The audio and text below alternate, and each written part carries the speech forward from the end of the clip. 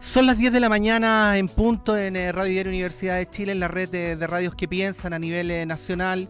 Hemos venido diciendo y describiendo el modo en cómo Venezuela se ha convertido en la capital, en el centro de la atención internacional. Es importante reflexionar sobre por qué está ocurriendo esto y también es importante conversar con los actores de la política venezolana de primera fuente para que hagan sus apreciaciones, bueno, sobre la situación de Venezuela, pero también respecto a por qué Venezuela ha ido adquiriendo la importancia para todos conocida. Es por eso que queremos saludar y agradecer esta conversación en exclusiva para Chile con el ministro de Relaciones Exteriores de Venezuela, el canciller Jorge Arreaza. Ministro, muy buenos días, gracias por recibir esta comunicación desde Caracas. Buenos días, Patricio. Un honor para nosotros comunicarnos con el pueblo de Chile, el pueblo que piensa, el pueblo que siente y que tiene derecho a informarse con veracidad sobre Venezuela. Sí, quería partir preguntando sobre esto, ¿no? Uno puede constatar, por ejemplo, que Venezuela no es un país vecino a Chile, que Venezuela no es una de las grandes potencias mundiales, que Venezuela no es uno de los principales socios comerciales de Chile, y sin embargo en Chile no hay ningún otro país del mundo sobre el cual se hable tanto que sobre Venezuela, y esto podríamos también vincularlo con lo que ocurre en muchos otros países del mundo. ¿Por qué piensa usted que ocurre esto? ¿Tiene que ver con la democracia? ¿Tiene que ver con los derechos humanos? ¿O tiene que ver con otros factores? Bueno, fíjate, está en el centro de los ataques del sistema, el sistema que se impuso en el mundo, ¿no? El capitalismo. Nosotros desde Venezuela tenemos casi 20 años de revolución procurando construir un modelo distinto, ¿no? No es sencillo ir a contracorriente, no es sencillo tratar de organizar la sociedad y la economía, no es sencillo entregarle al poder al pueblo organizado, al pueblo constituido en poder constituyente, ¿no? Por eso hay unos medios de comunicación que se corresponden con un poder establecido, ¿no? Los grandes medios de comunicación, los que generan las matrices, los que ponen las opiniones, los que tratan de adoctrinar a los pueblos, bueno, tienen a Venezuela en el centro de su mirilla como un elemento a liquidar, a destruir, porque es negativo el ejemplo o la referencia para el resto de los países del mundo. No en cualquier país llega un militar de un origen pobre de manera democrática al poder, no en cualquier país del mundo llega un conductor de autobús sindicalista al poder político y es reelecto. Por eso, en ese insistir en querer construir otra sociedad y además en un territorio que tiene petróleo, que tiene gas, que tiene oro, que tiene coltán, que tiene una ubicación geográfica extraordinaria, por supuesto que todo el mundo del hegemonismo y el gran poder del imperialismo se opone y esto se refleja en los medios y se refleja en la opinión de los pueblos. Uh-huh. Un sector de la comunidad internacional, Estados Unidos, el Grupo de Lima, dice que en Venezuela no hay una democracia. Nicolás Maduro, el presidente de Venezuela, ha dicho el jueves pasado en la toma de posesión que Venezuela tiene una democracia de verdad, verdad. Eh, ¿Cuál sería la diferencia entre un concepto y el otro? ¿Dónde estarían las diferencias de apreciación?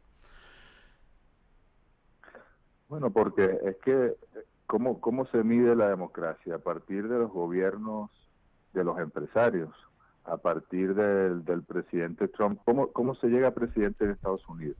Cualquiera puede serlo, cualquier partido puede llegar a serlo, o hay que tener mucho dinero, hay que estar vinculado con las grandes empresas, o ser un empresario como Trump, hay que ceder ante el lobby de los grandes intereses, ante el lobby sionista, ante el lobby de las grandes empresas. ¿Cómo se llega a ser presidente en muchos de nuestros países? ¿Por qué hay empresarios presidentes en nuestros países? Eso es preguntarse, ¿qué es la democracia entonces? Es la democracia que logra de manera libre escoger entre un proyecto verdaderamente revolucionario y uno de derecha, como Venezuela. Aquí cuando hay elecciones en Venezuela, tú puedes elegir por el socialismo o por el capitalismo, libremente, y el pueblo ha elegido de manera sistemática a lo largo de los últimos 20 años por el socialismo. Tú vives en Venezuela y tú puedes ser parte de la democracia en tu consejo comunal, en tu comuna, y tomar decisiones de autogobierno en esa instancia del territorio. Tú vives en Venezuela y puedes tener un consejo de trabajadores que se complementa con el sindicato, de manera que habría que preguntarse qué es, en realidad, cómo se mide la democracia, ¿no? Desde nuestro punto de vista, la nuestra es una democracia que no es perfecta, como no la es la de ningún país del mundo, probablemente, pero es una democracia que está mucho más arraigada en el pueblo, está mucho más, digamos, dispersa en el espíritu nacional que lo que puede ser una democracia de élites, una democracia de empresas. Por supuesto, esas democracias le temen a este otro modelo de democracia, vuelvo a la reflexión inicial, y tratan de satanizarla, de demonizarla y de cuestionarla. Por eso es la insistencia en decir que en Venezuela no hay una democracia. ¿Eso querría decir, ministro, que en Venezuela, por ejemplo, el poder está más descentralizado que en países como Chile? Mira, efectivamente nuestro gran esfuerzo es entregarle el poder al pueblo. Ese ha sido el empeño, no simplemente a un intendente, un gobernador, un alcalde, no. Eso también se ha hecho, sino al poder popular organizado, que nuestro país organiza de un grupo pequeño de familias en consejos comunales y estos a su vez se agregan en comunas. Y es allí, o también parte del movimiento popular que se organiza con los sectores de mujeres, indígenas, de afrodescendientes, de trabajadores, también a ellos les corresponde organizarse y tener el poder. El poder que Hugo Chávez le quitó a la burguesía venezolana, le quitó a los Estados Unidos que dominaban la empresa petrolera venezolana, no es para el Estado, no es para Nicolás Maduro, no es para unos ministerios, es para entregárselo al pueblo. Y ese es el temor que tienen, porque si en todos los países se decidiera entregarle el poder al pueblo, pues el mundo cambiaría radicalmente y eso es lo que quiere evitar, lo que quieren evitar estos grandes poderes del capitalismo. Sí, bueno, yo contaba más temprano, tuve la oportunidad de estar en Venezuela la semana pasada, hay una parte de la realidad venezolana que ya sabíamos, ¿no? Y que de alguna manera se expresa acá en Chile con la presencia de muchos venezolanos que por lo general pertenecen a sectores medios de la población y que en su mayoría son opositores al gobierno venezolano. Hay otra parte que acá prácticamente no se conoce porque los medios no difunden, canciller, y que es el apoyo enérgico, me atrevería a decir, muy vital de los sectores populares a lo que está haciendo el gobierno ahora. Ya que usted hablaba de traspasar el poder al pueblo, ¿no? ¿De qué manera, a ver si nos puede ayudar también a ilustrar, porque yo creo que en este tipo de conversaciones hay que hacer bastante de pedagogía, ¿no? ¿De qué manera ha cambiado la vida cotidiana de esos sectores populares que se encuentran en los barrios de Caracas, pero también de los sectores rurales? ¿Qué tipo de políticas ha implementado el gobierno durante los últimos 20 años que explican o que ayudan a explicar ese apoyo tan consistente que en ese sector de la población tiene el gobierno de Nicolás Maduro? Sí, permíteme, Patricio, primero enviarle un saludo a los compatriotas venezolanos que viven en Chile, ¿no? Independientemente de cómo piensen políticamente. Son nuestros compatriotas y les tendemos la mano. Ahí están nuestras instituciones, nuestra embajada, nuestros consulados para apoyarlos y muchos de ellos son lamentablemente migrantes económicos que se han ido a Venezuela por muchas razones, pero la fundamental es el estrangulamiento a la economía venezolana, el bloqueo a la economía venezolana, la inflación inducida por vías políticas y no económicas en los precios en Venezuela, que bueno, que ha hecho, por supuesto, que algunos decidan marcharse y nosotros estamos haciendo lo posible para que ellos regresen y estamos seguros que pronto estarán de nuevo en Venezuela y los que se queden en Chile pues que sean útiles para el desarrollo del pueblo chileno. Muchos de ellos formados, si no el 90% en la educación pública venezolana, y con esto ato con tu segunda pregunta. En Venezuela, cuando el comandante Chávez llegó, estábamos al borde de la privatización de la educación, desde la primaria hasta la universitaria. Ya se cobraba matrícula, un poco clandestinamente, pero ocurría en las escuelas públicas primarias y secundarias. Las universidades estaban en proceso de privatización, como lo estaba el Seguro Social también, el sistema de pensiones. Fíjense, íbamos camino al modelo chileno, y sin embargo eso se detuvo por completo. Y se garantizó la educación pública, universal y gratuita en todos sus niveles, incluso algunos posgrados en Venezuela son gratuitos.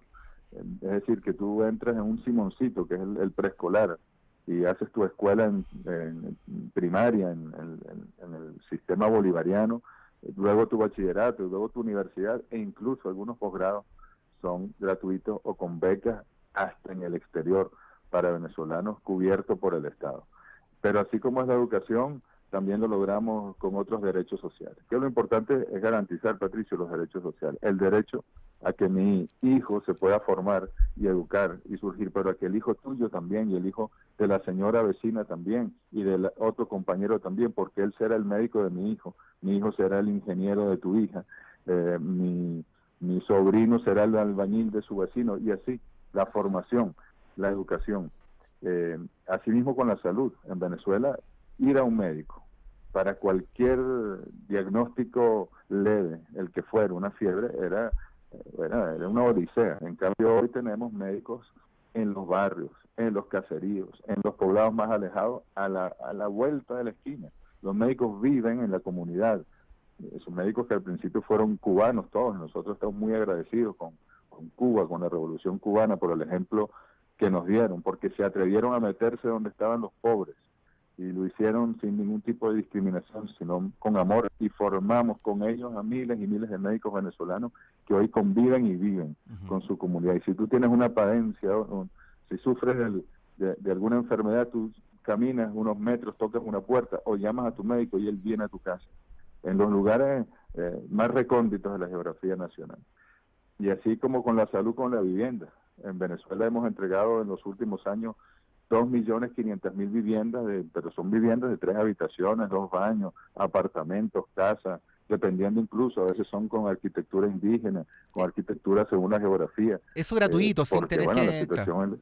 Claro, ¿Perdón? son viviendas gratuitas para el pueblo. No. Son viviendas casi gratuitas, el pueblo las va pagando en 25 años a cuotas, incluso dependiendo, si la familia tiene mucha necesidad, se le otorga gratuitamente.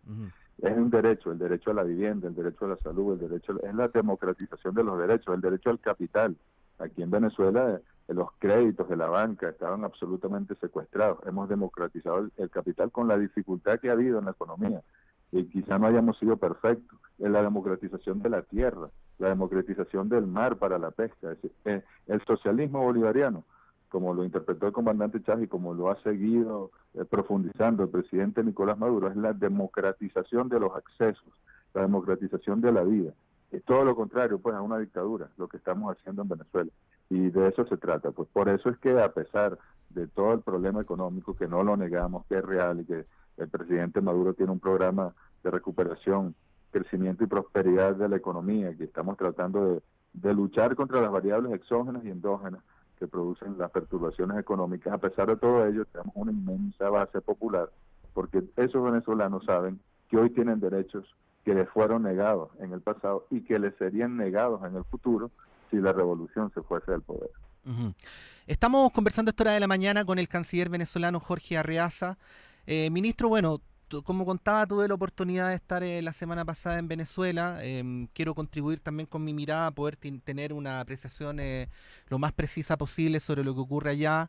Estuvimos recorriendo todo lo que pudimos en distintos lugares, conversando con gente de distintas sensibilidades políticas, partidarios, detractores del gobierno, distintas realidades económicas, en fin. Y pudimos constatar que en la vida cotidiana los dos principales problemas que tiene Venezuela son la inflación y el desabastecimiento, muy en particular la inflación, que es no saber cuánto valen las cosas, ¿no? O cuánto es el dinero que tengo en el bolsillo.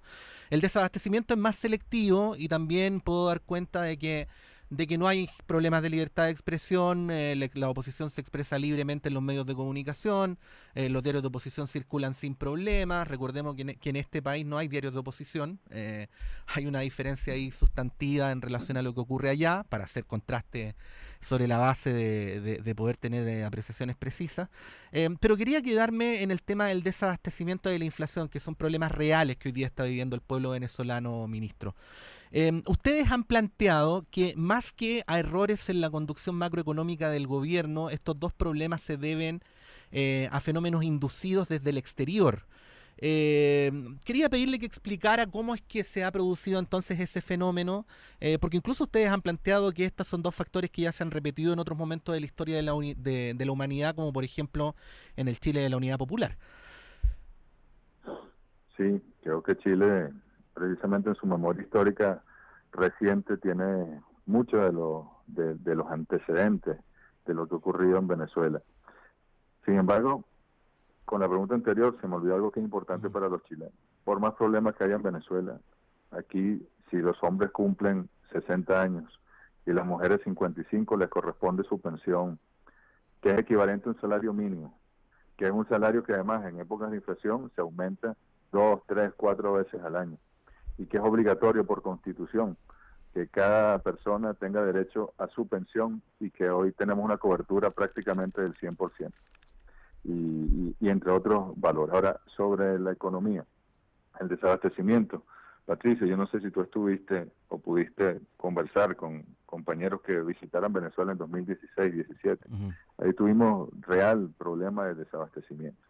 Ahí empezó a surgir toda esta tesis de los centros de poder de la crisis humanitaria, justificar a partir del derecho internacional humanitario una intervención militar en Venezuela.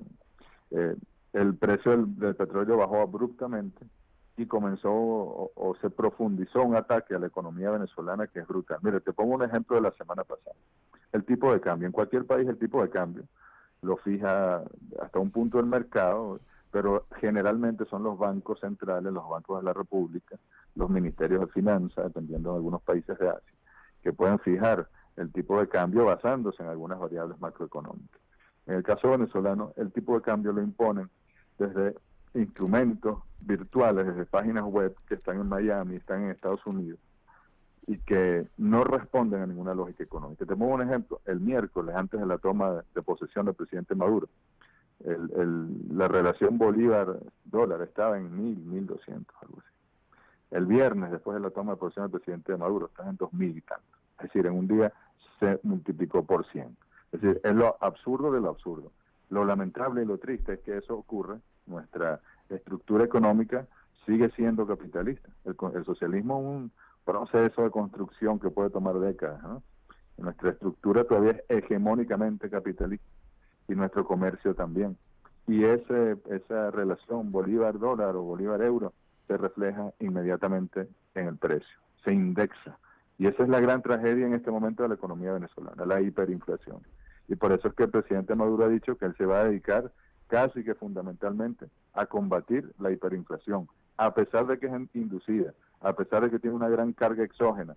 Pero lo que nosotros podamos hacer a lo interno en la economía, más instrumentos nuevos que vamos a crear, bueno, servirán para empezar a contener este fenómeno inducido. En el desabastecimiento o el abastecimiento ha mejorado sustancialmente, y tenemos además todo un plan para reactivar la producción nacional en Venezuela, que es lo fundamental. Al final tenemos que producir, ¿no? Tenemos que dejar de ser una economía importadora. El modelo rentista petrolero que se impuso en Venezuela era muy sencillo: abandona el campo, no te industrialices e impórtalo todo porque tienes petróleo. Ese modelo se agotó. El presidente Maduro lo dijo en 2016, se agotó.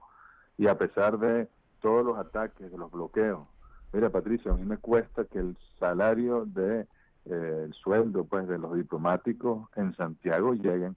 ¿Por qué? Porque la banca y no quiere trabajar con Venezuela, y uno manda el dinero y resulta que en 48 horas debería estar en la cuenta bancaria allá en Chile del embajador, y nos dicen, no, el dinero regresó a las cuentas venezolanas, no llegó nunca. Pero así como ocurre con eso, ocurre con la importación de comida, de medicamentos, que también influyen en el desabastecimiento, o con los 1.600 millones de dólares que tenemos bloqueados, 1.200 de ellos en Europa sin razón ninguna. Simplemente una intermediaria de estas, Euroclear, lo bloqueó porque porque en Venezuela hay una dictadura, lo que sea. Eso era para el pueblo. Entonces una guerra, un bloqueo, como el bloqueo contra Cuba, pero con métodos más modernos tal vez de estos tiempos, que ataca a la economía venezolana, y nosotros estamos en resistencia y estamos en ofensiva a la vez. Y finalmente este nuevo periodo del presidente Maduro se va a dedicar a lo económico, y nosotros veremos cómo la economía venezolana mejora sustancialmente. Lo que tenemos es que continuar con firmeza hacia adelante, con firmeza a contracorriente en el mundo, y con firmeza, creyendo que es posible construir este nuevo modelo necesario. Sí, estamos conversando con el canciller Jorge Arreaza. Canciller, nos tomamos una parte de la entrevista en conversar con usted sobre asuntos que son de política interna, porque no siempre existe la posibilidad en los medios de comunicación chilenos de que las personas que nos están escuchando y que nos leen puedan escuchar de primera fuente, ¿no?, la posición de las autoridades del gobierno de Venezuela. Pero bueno, su rol en el gobierno es el de la política exterior, y quería llevarlo a un par de temas que tienen que ver con ese ámbito de la política del país, ¿no? El primero es esta versión que ha circulado internacionalmente a propósito de la posición de la Unión Europea, de Estados Unidos, del Grupo de Lima, de que Venezuela se encuentra aislada. Esto contrasta con las 94 delegaciones que asistieron a la toma de posesión y con los 112 países que han reconocido el nuevo periodo presidencial de Nicolás Maduro. ¿Cuál es la situación real de Venezuela en el ámbito internacional y cómo vislumbra geopolíticamente sus alianzas para los próximos años? Bueno, sí, hay como dos elementos allí importantes. Primero, nosotros estamos en el centro también de los ataques del gobierno de Estados Unidos, ¿no? Precisamente por eso ellos, aplicando la doctrina Monroe, que además le han dado nueva vigencia públicamente, por vergonzoso que sea, sus secretarios de Estado han dicho que la doctrina Monroe está vigente, es decir, que ellos son los dueños de esta parte del mundo, este es su patio trasero, y ellos aquí no permiten ni una Cuba, ni una Venezuela, ni una Nicaragua, es decir, aquí tiene que hacerse lo que digan los Estados Unidos. Entonces nosotros estamos bajo el bloqueo, el asedio financiero de los Estados Unidos desde hace varios años, y bueno, es una variable fundamental, porque ¿qué hace Europa? Europa sigue el ejemplo de quien también manda en Europa, de Estados Unidos. Las sanciones que la Unión Europea le ha, digamos, pretendido aplicar, porque no hay internacionalmente ninguna facultad o competencia para que nadie sancione a nadie, a Venezuela, son copia y calco de las sanciones que Estados Unidos ha emitido. ¿Y qué pasa también? Bueno, los gobiernos en nuestra América, como te decía, gobiernos que pasaron en muchos casos de ser gobiernos populares, gobiernos que se parecían a sus pueblos, o gobiernos que eran sus pueblos, a ser gobiernos de las élites empresariales. Pues si tienes un gran empresario en el poder como Donald Trump, y tienes a un Piñera, y tienes a un Macri, y tienes a un Abdo, y tienes a un Hernández, y tienes a un Duque, etcétera, que todos son o empresarios o políticos productos del mundo empresarial. Ellos son como la junta directiva de una gran empresa que dirige Donald Trump, y pues nosotros somos los trabajadores rebeldes que tienen que expulsar de esa gran empresa o que desaparecer de esa gran empresa porque les molestamos. Esa es la realidad, pues nosotros vamos en una dirección contraria a la que se está tratando de imponer. Por supuesto, estos gobiernos elitistas no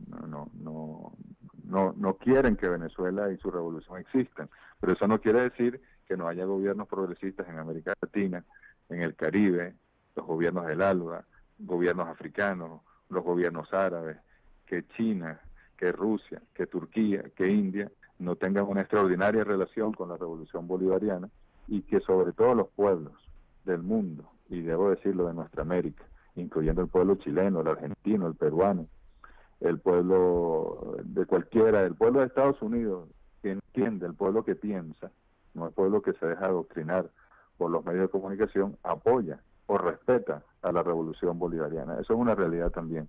De manera que estar aislados de qué, aislados de las élites gobernantes empresariales sometidas a Estados Unidos, estamos totalmente aislados, afortunadamente. Aislados de los pueblos, no, estamos sumergidos en los pueblos, estamos con ellos y ellos están con nosotros, y eso es lo que nos indica que vamos por el camino correcto. Sin embargo, canciller, el presidente Maduro ha propuesto una cumbre de líderes latinoamericanos, de jefes de Estado, para discutir la situación en la región, incluso ofreciendo discutir abiertamente y sin vetos el tema de Venezuela.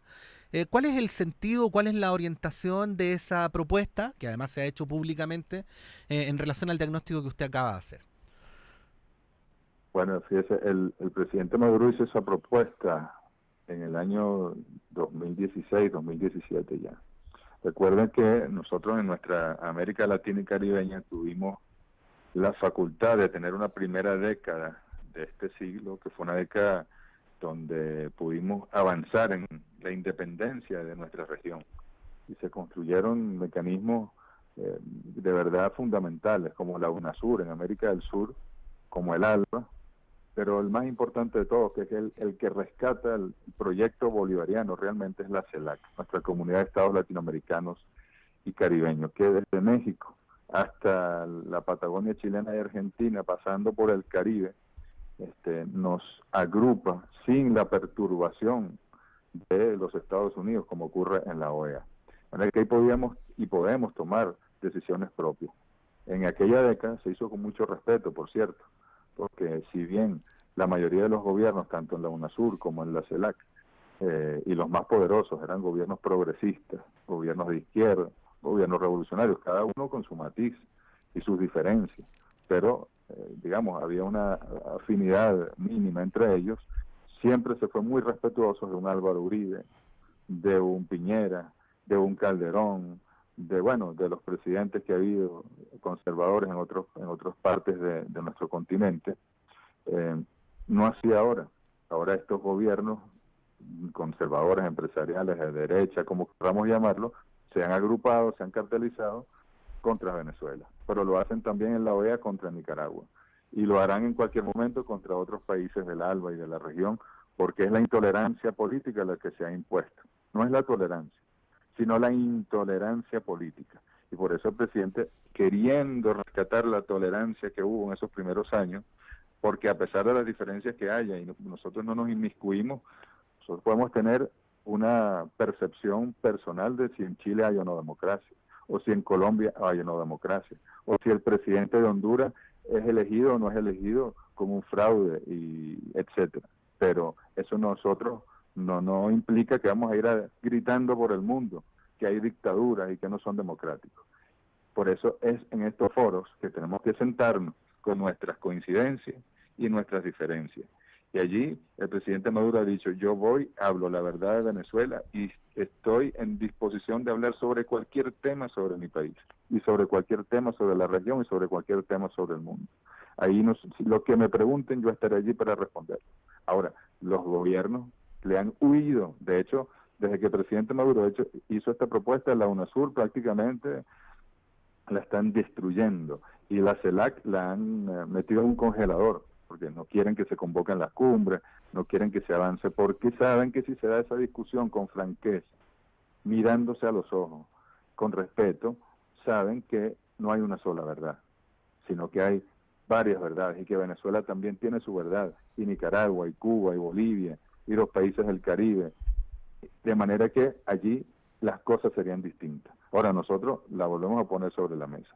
Reúnanse, tenga el coraje, el presidente Piñera, el presidente Macri, Abdo, ahora señor Bolsonaro, el señor de Perú, que no recuerdo su nombre, tengan el coraje de sentarse con Nicolás Maduro y preguntarle lo que quieran, y comparemos la democracia en su país y en el nuestro.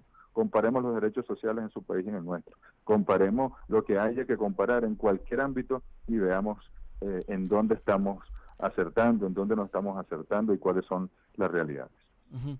Canciller, para finalizar esta conversación y aprovechando esta oportunidad y esta tribuna, ¿no? A quienes le están escuchando y que piensan o que han leído, han visto en la televisión o tienen la convicción de que en Venezuela hay una dictadura y que en Venezuela se violan los derechos humanos, ¿qué mensaje les daría? Tendrían que visitar Venezuela para darse cuenta de que no es así. La nuestra, insisto, es una democracia que no es perfecta, pero que es mucho mejor que muchas democracias de nuestro continente. Es una democracia donde hemos tratado de empoderar al pueblo, de quitarle el poder a los más poderosos, incluyendo el propio Estado, y entregárselo al pueblo para que sea el pueblo el que se desarrolle. En Venezuela, como nunca, se respetan los derechos humanos. Como le dije, aquí la educación iba a ser exclusiva de los pocos que pudiesen pagarla. La salud lo era, la vivienda lo era, el acceso al capital, el acceso a la tierra estaba restringido. Hemos avanzado, hoy en día se han democratizado, falta todavía mucho por democratizar, pero es esa la democracia verdadera, la que le da los accesos a la vida, la que, como decía Bolívar, construye la mayor suma de felicidad posible, no la que tiene acceso a unos medios de comunicación para decir que son una maravilla y que el único proyecto posible es el capitalismo. Es nuestra democracia. Nosotros no queremos meternos en la democracia chilena, o en la democracia colombiana, o ni siquiera en la democracia estadounidense, y cómo eligen sus presidentes en segundo grado, y para ser presidente hay que ser de uno de los dos partidos que depende de los grandes intereses empresariales.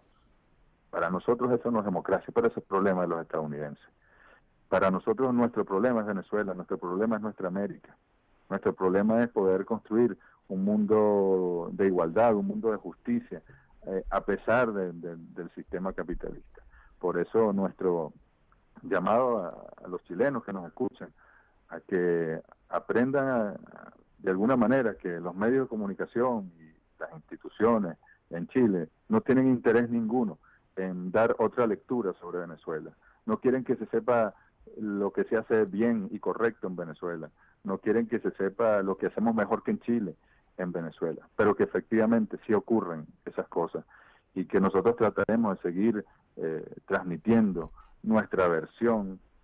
Y como tú mismo lo viviste, Patricio, estuviste aquí y hablaste con todo tipo de personas, y problemas hay, sí, como los hay en Chile, como los hay en Brasil, como los hay en Angola, como los hay en cualquier país del mundo, para no seguir nombrándolo. Pero también tenemos muchas cosas positivas que hemos construido, que estamos consolidando y que vamos a terminar de consolidar.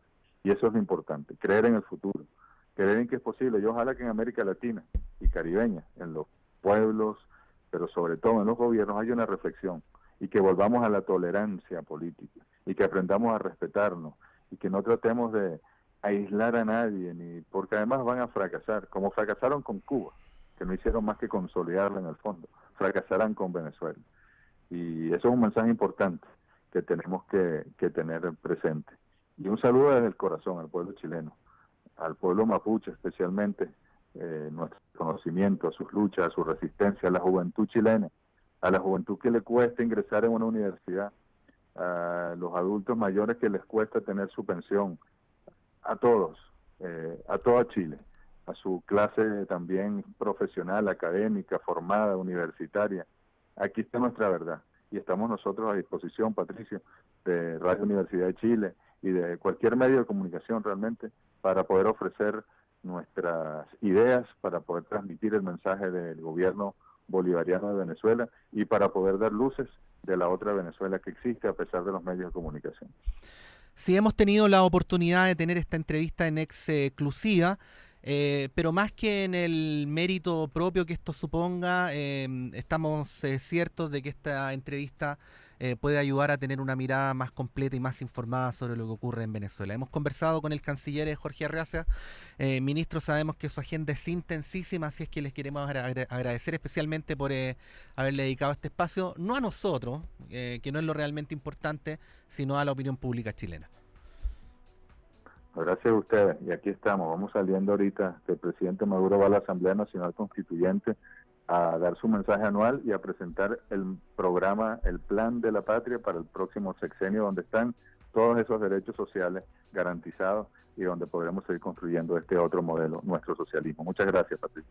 Gracias, ministro. Hemos conversado con el ministro de Relaciones Exteriores, con el canciller venezolano Jorge Arreaza, en exclusiva aquí en Radio Universidad de Chile. Bueno, para ponderar todas las cosas que se dicen sobre Venezuela y sobre esa base construir una verdad personal lo más informada posible. Son las 10:33 de la mañana, hacemos un breve alto y ya continuamos con la programación de nuestra radio.